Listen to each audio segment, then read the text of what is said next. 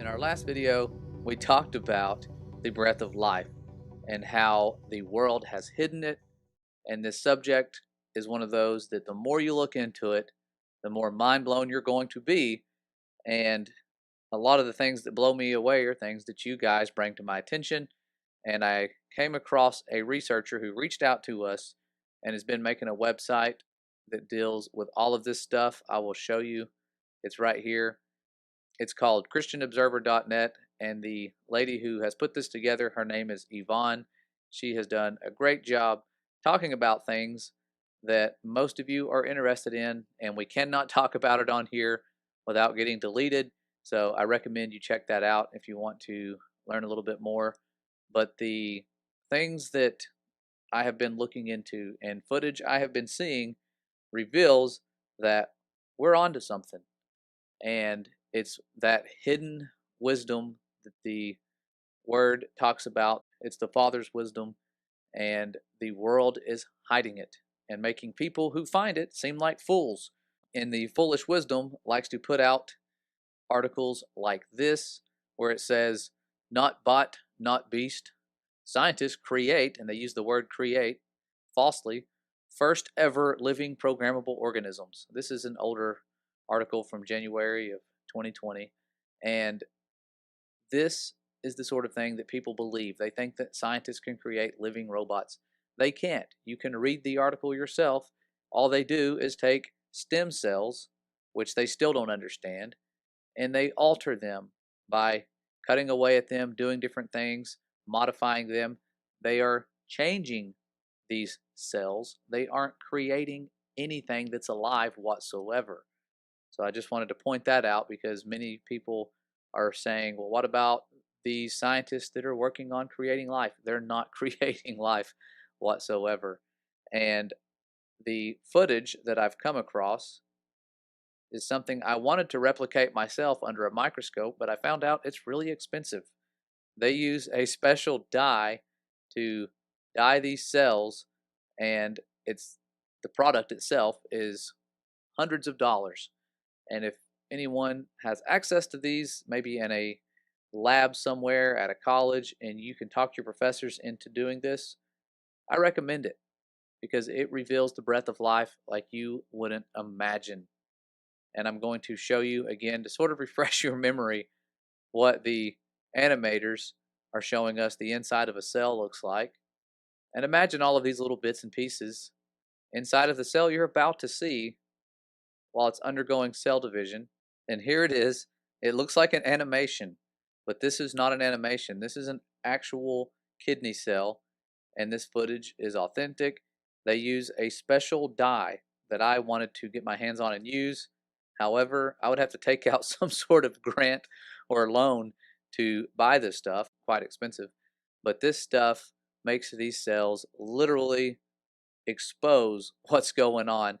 And it's not like the animations that I draw out for my kids or have in the past. I will no longer be doing that. I will be showing them real footage of this stuff, what it really looks like, what we call microtubules shooting out right here. These things are not like the drawings I've seen or the explanations I've given in the past. Just watch this stuff and look at how they guide these chromosomes as if they are geniuses, as if they have brains. They have something guiding them to do what they're doing. And I believe 100% this is the breath of life that we can't replicate in action. You will watch and see for yourself. This is not random. We are not random. This is unfolding like something they would tell us is magic if it was happening on a larger scale in some sort of cartoon where they promote magic like crazy. Look at this. Something at work, a force in motion, and all of a sudden it pulls apart. How? What force? They tell us it's some polar force. How do those polar forces know to just kick in once they have everything divided equally with your chromosomes, the matching pairs being divided to both sides of the cells? Look at that. It's mind blowing how beautiful this is. And I thought the nucleus was the brain of the cell. Looks like these guys taking the credit. The breath of life in action.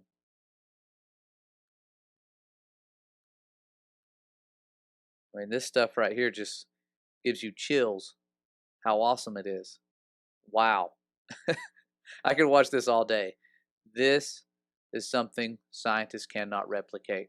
They try to alter it, modify it, genetically modifying everything, injecting us with Lord knows what, and this is what they're after. They're trying to alter the breath of life in any way they can. These evil alchemists that are getting trillions of dollars right now doing things we can't mention on here without getting shut down. But I'm going to dig into this because there are questions that my students have asked that have caused me to look into things and find some really weird answers. And one of those has to do with reproduction. They asked me, why is it that humans can't reproduce with animals? That's a good question because when you look back to the past, you see all sorts of half animal and half human looking creatures on these maps that are just from about 500 years ago when history was really getting changed. Lots of things were in motion, and within the last 100 years, we've seen changes that are unprecedented as far as we know. However, that question had me repeating what I learned in college about these prezygotic and postzygotic barriers, and but the number of chromosomes was one of the things that I regurgitated and repeated, and this made me ask myself, are there any organisms that have the same amount of chromosomes as we do? And what do you know? There is. And they look an awful lot like this. Talked about this in another video. I'm not saying that this type of breeding relationship is possible, but isn't it very odd that the statues, the idols they worship look like the one animal or one of the animals that has the same amount of chromosomes as we do? I've done some more research since I found this out. This was a few years back. There are other animals that have 46 chromosomes. Here's one. Look at this thing. This freak has fangs and looks like a little herbivore, but it has fangs and antlers. Didn't even know these things existed until I looked into this. And the other one that has 46, right here, look at the antlers on this thing. Kind of familiar, like all of the symbology they show us with Satan, which I don't believe that's Satan. I think this is just a representation of probably some past experiments they've done, things they've created, a new type of flesh that can probably be inhabited by these demons, just like when the demons were cast into the swine many, many years ago. Maybe there's a way they can do that. I don't know. Nothing I can find in the Bible about this. I do know that back in the days of Noah, they had corrupted all flesh, and maybe this is part of that corruption. I do not know. I'm not an expert in that field. I just think that putting these things out there and letting you guys make the connections like I have may help you in your research. Who knows? But very interesting. And I wanted to talk about that in this video along with other things. And the last thing I want to talk about is what the word tells us the breath of life is. Because it's something we all have, and it's extremely important that we not alter the structures within us with the alchemy of this world, because that's what they're after. They're trying to hurt creation in any way they can. His beloved creation is always under attack because he loves them and they are against him. When the Son of the Most High was here doing his Father's will perfectly, people were being healed from these sicknesses and diseases caused by demons. His will is for you to be healed. No matter what your illness is, his will is for you to be restored and be healed. And the world likes to keep that from you and cast the blame on him. Our job since the garden has been to undo the work of the deceivers. Their work is hurting the beloved creations. Our work is undoing their work. When the Messiah was raising people from the dead using his Father's power, he was not undoing his Father's work. He was fulfilling the will of the Most High. And that is a beautiful truth that this world is hiding from many people. A lot of people are atheists because there's bad things happening. Yes, that is true. We are here to do the Father's will and bring people out of that slavery, see the miracles happen as they will and can happen. They're not just a thing of the past. I know from experience that these miracles still happen today. They are real. The Father's power is real, His love is real, His mercy is great. And it's one of those things that we need to put out there by just sharing His light as we go out into this world.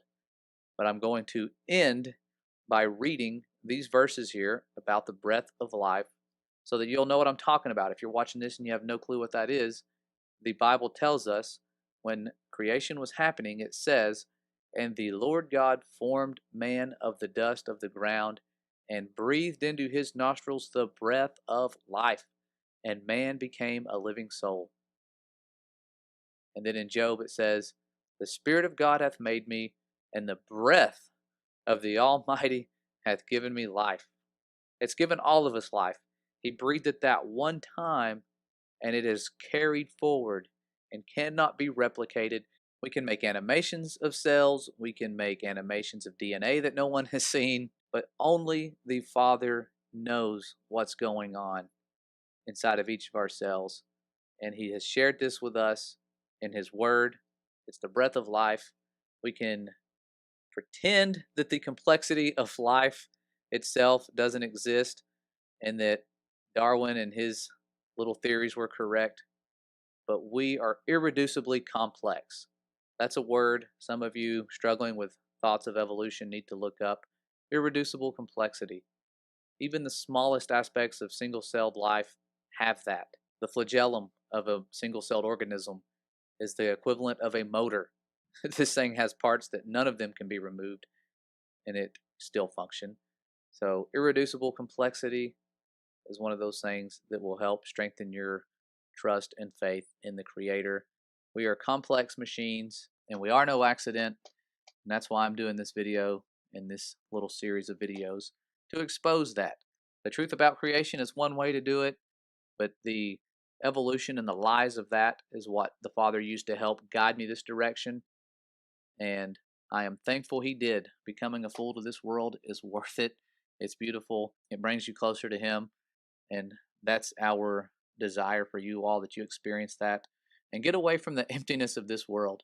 Going through a depression, step outside, look up, and just know that He is close and that you are a beloved creation of the Most High, and that will change you. Because when you start to talk to Him, you'll see a change.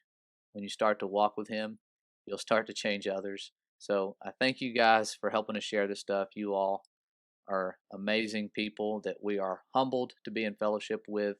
I love you guys. I'm going to get on here either Friday night or Saturday night and do a live hangout with a special celebrity guest. I hope you guys enjoy that, and I hope it goes great and the Spirit moves there as well. And I look forward to the fellowship with you guys when that time comes. We'll see you soon. Take care, stay safe, and stay ready.